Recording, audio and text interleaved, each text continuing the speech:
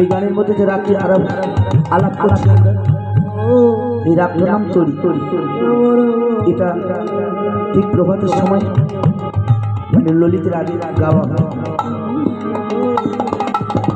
Krishna Krishna